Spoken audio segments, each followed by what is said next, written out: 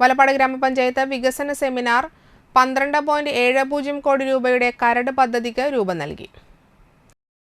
ഉൽപാദന മേഖലയിൽ 1,05,80,000 രൂപയും സേവന മേഖലയിൽ 4,62,33,000 രൂപയും പശ്ചാത്തല മേഖലയിൽ 7,01,38,000 രൂപയും പദ്ധതിക്കായി വകയിരുത്തി.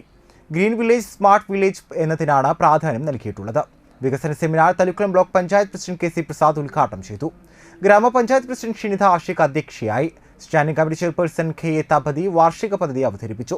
Vice president V R Jith, block panchayat standing committee chairperson Mallika Devan, ഗ്രാമപഞ്ചായത്ത് സ്റ്റാൻഡിംഗ് കമ്മിറ്റി ചെയർമാൻമാരായ ജ്യോതി രവീന്ദ്രൻ, സുധീർ പട്ടാലി, ബ്ലോക്ക് പഞ്ചായത്ത് അംഗങ്ങളായ CR ഷൈൻ, വസന്ത ദേവലാൽ, ആസൂത്രണ സമിതി ഉപാധ്യക്ഷൻ EK Thomas, assistant secretary Venugopal എന്നിവർ സംസാരിച്ചു.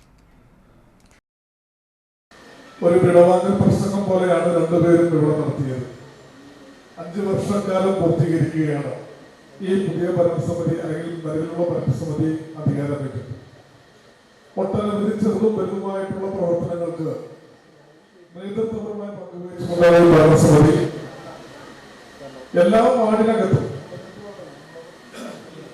20 വാർഡിനകത്തും രാഷ്ട്രീയത്തിനതീതമായിക്കൊണ്ടുള്ള ഒരു വികസന പ്രവർത്തനവും നേട്ടവും കൈവരിക്കാൻ നമുക്ക് സാധിച്ചു.